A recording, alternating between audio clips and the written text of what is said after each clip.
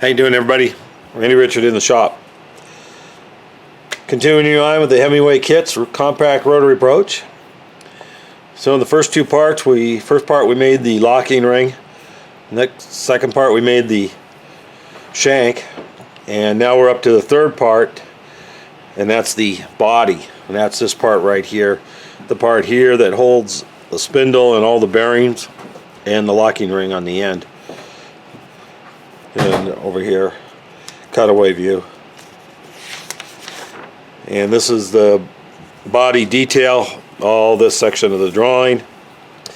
Nice cutaways, a lot of dimensioning. Very nicely done, very nicely done. And there's the completed part. It's all threaded on the inside, very fine thread, the 52 threads per inch, and all the counter bores, and this is the back end, 9mm hole. This was a fun part to make. Let's head over to the lathe. Let's get her done.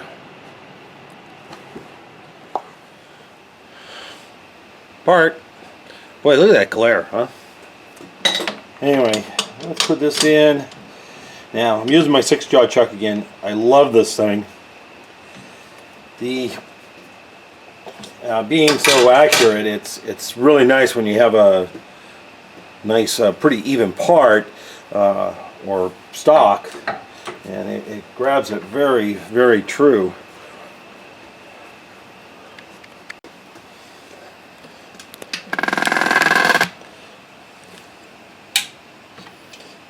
See here.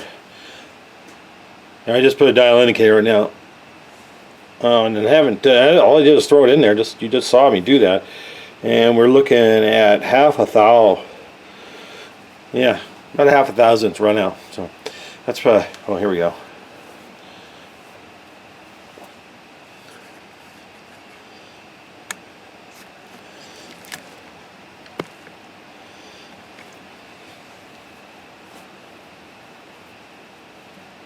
Some of that's just the surface roughness. It's pretty sweet. So that's a big thanks to Mike O'Connor for having this chuck available for me to purchase from him at a extremely cheap price. So thanks again, Mike.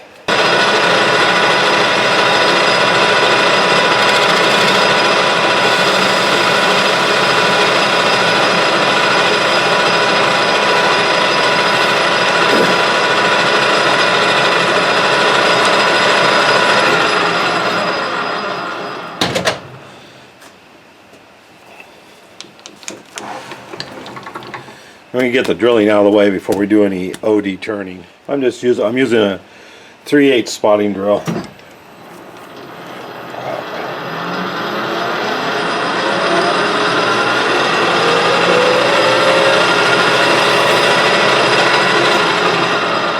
1/64 drill, and I need to go at least 35mm. So we're going to go 1.5 inches, and that will give me plenty.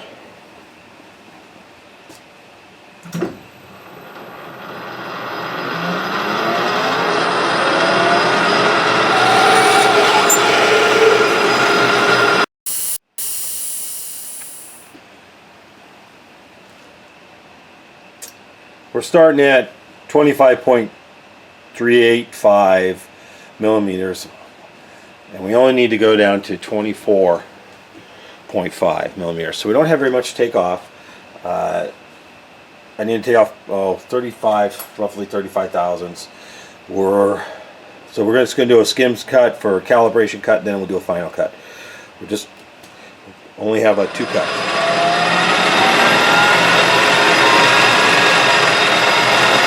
I'm going to turn this about 1300 RPM. I get a better finish this way.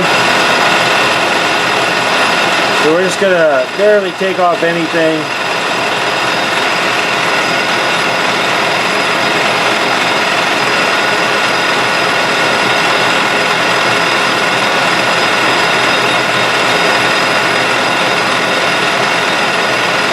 About 8 thousandths, and then we'll do our finish.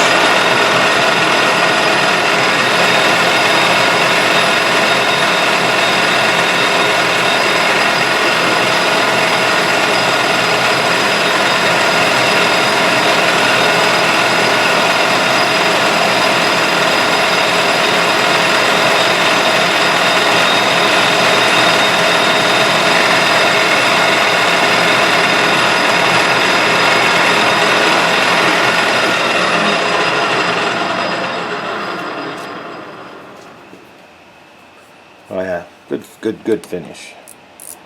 I think we'll go spin it up even faster. And we're at 1765 RPM. A little quicker here.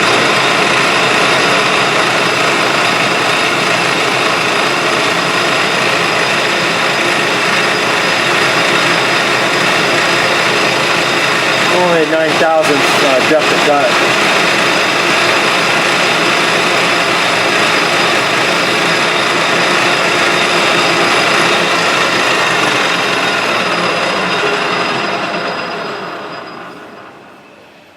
Oh, very nice finish. Very nice for this material. It's a great finish.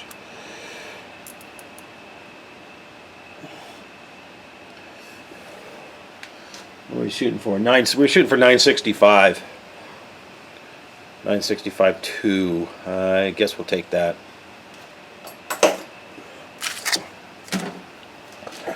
Now we'll start doing our boring. Perfect. So we need to bore this to 9 millimeters, and that's 0.3543. Well, my gauge pins are only go to thousandths, of course, so 354.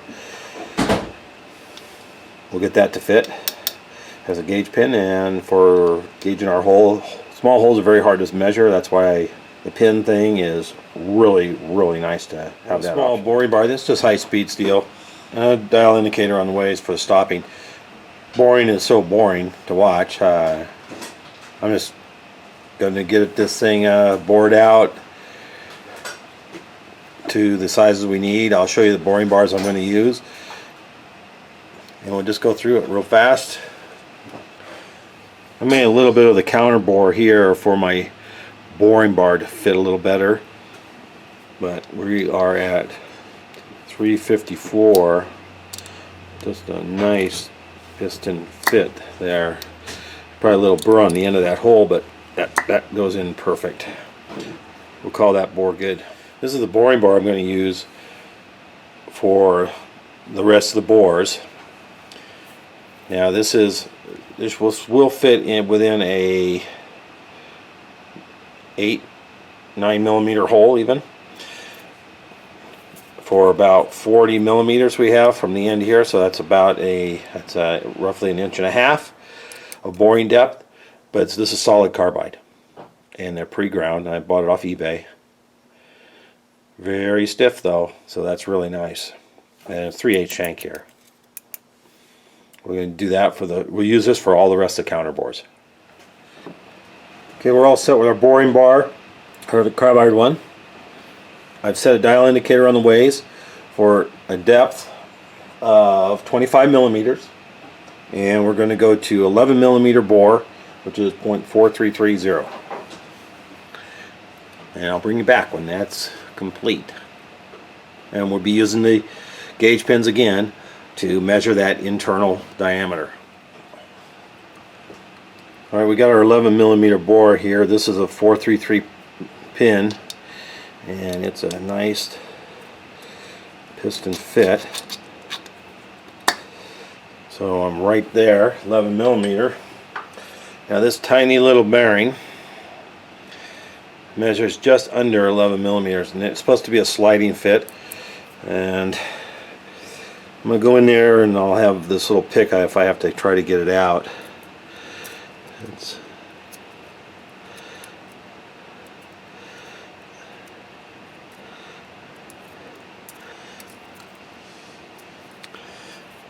I might have to soften that corner in there for a test fit here.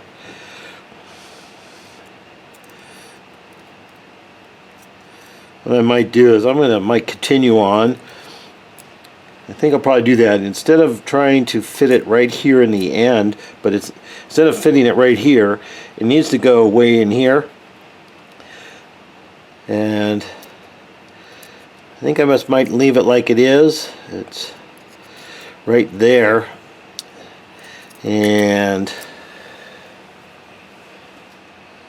or I'll take a spring pass. We'll just try a spring pass and see how that is. I just did a spring pass, and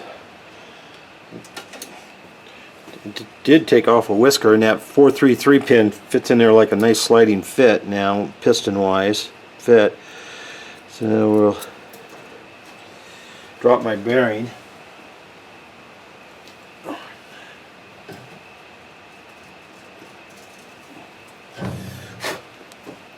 That's like dropping things in the chip tray.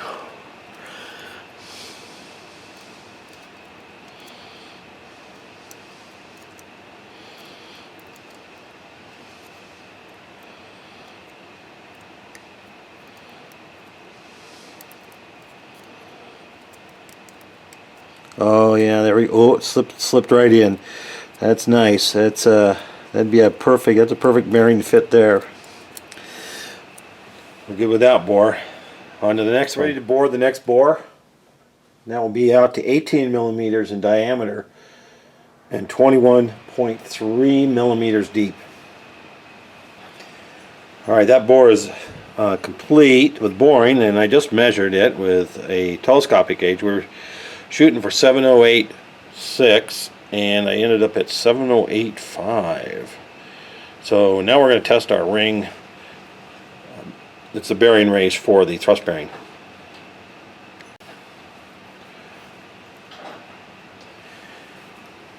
So this bearing, there's two races. One is made to fit well in the bore, and the other one's made to fit well on the shaft. So this one I'm measuring is 708.8, 2/10, so we're like 3/10. If I pushed it, it would of course probably fit, but we don't really want to push it in there. They're saying how they want to make sure the bore fits both races, and having a good seat for it down inside. I'm about 3,000 shy on my depth. I just left it easy, so I'm going to go in there and just maybe just buff this with some real fine emery, and this will probably slip right in, and make sure my seat's now have a perfect fit. And all I did was take a little gray Scotch-Brite and buff that any kind of burr on this edge.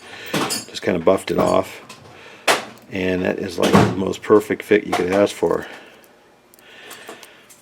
And we cleaned up the seating surface real fast. Just took a couple thousandths out. We're all set here for the next bore. 19 millimeter diameter and 9 millimeter depth.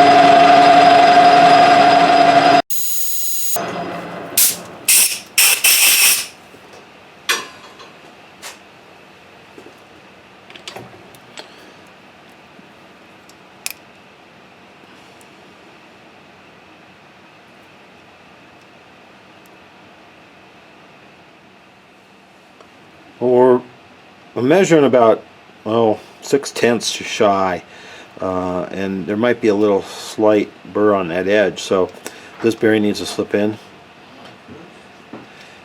We're just gonna buff that out.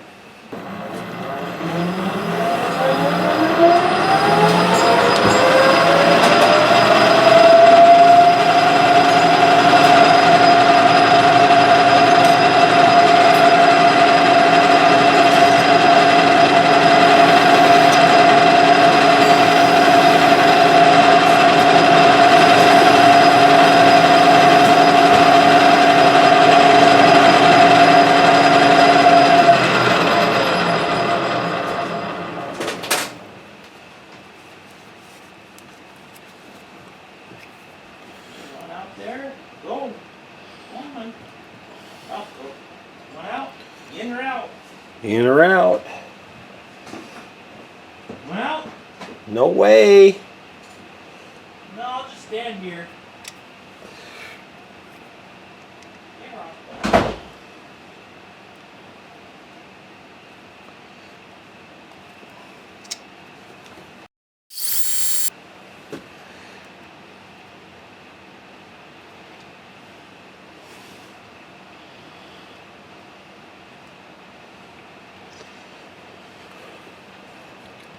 That's a perfect fit right there.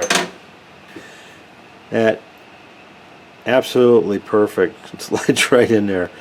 Okay, now we just gotta get back out.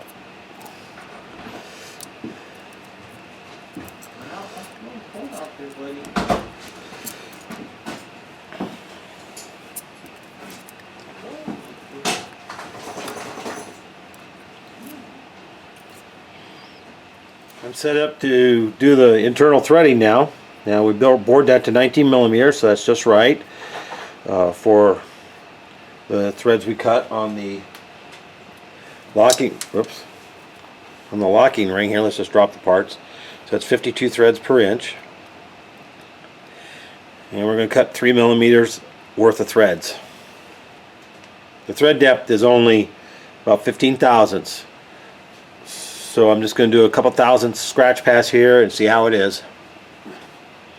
Now I already have it all engaged with my threading dial, and we're just going to go really slow with it and just stop the lathe and then back it out. 3 millimeters is not very far.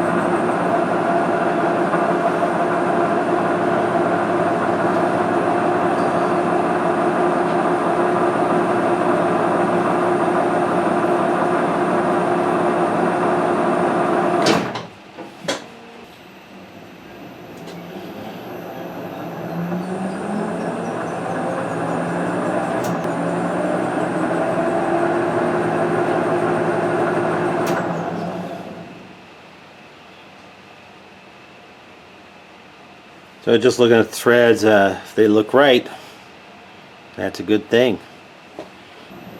Now for another pass.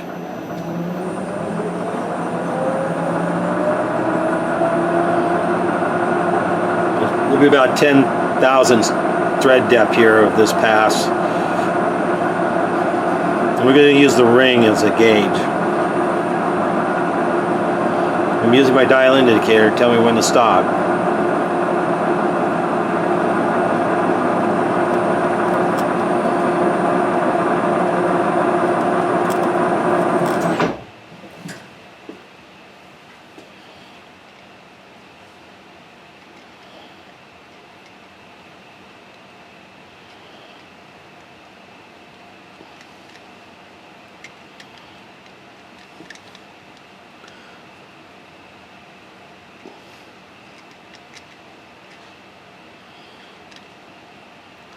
It doesn't quite want to start, so we'll go a little more.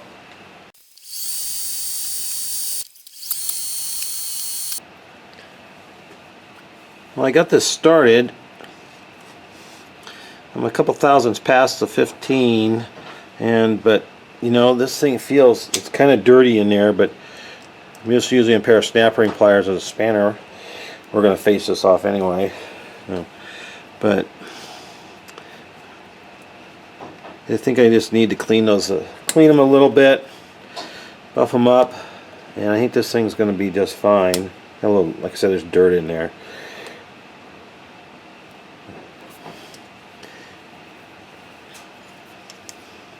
I don't know, I need to get some face spanners, I guess. That's a pretty small one, but anyway, I think this is going to be fine.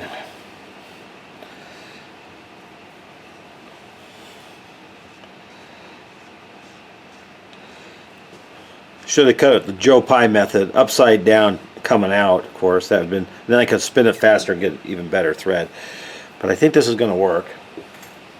I'm going to clean those up so I can screw that in all the way and then be able to face off the nut. So I have my bearing in there, and I've tightened the nut against it, and I've taken it off, checked it, put it back, make sure the bearing's seated. It seems to be seated. Now we're going to face this off. We're going to put a little layout, little Sharpie on the face. So they don't want you to take off minimal off the face.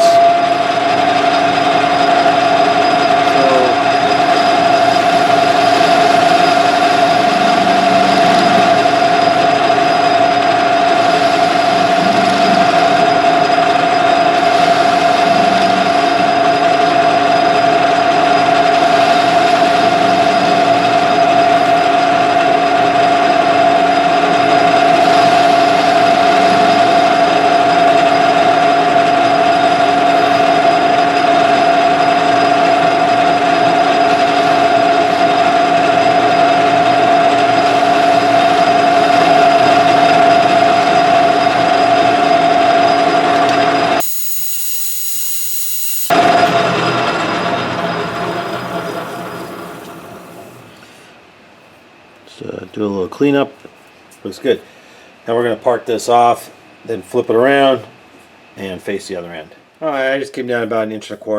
That's a little more than the 30 millimeters. 30.8 I should say. And we'll go down a little more. 31.5 millimeters. There we go. Gives enough to clean up the face with.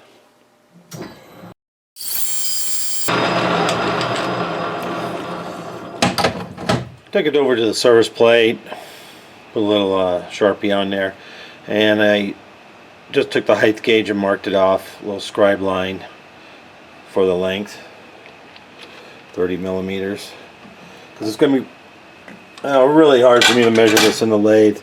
The distance between the chalk jaws is, it might be enough to get a dial caliper in there, but a little tough. And I'll just face it off here.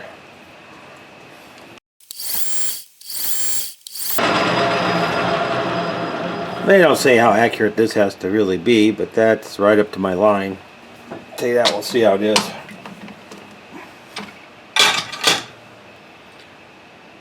Let's see, I just went to the line and I'm at 218. It should be 212, so about 6.8 thousandths large. I think we can live with that. 30.95 on the millimeters. That's it. Cleaned up on the back. Within a few thousandths, so 30.8 millimeters, close enough. We're good. On to the next part, the spindle.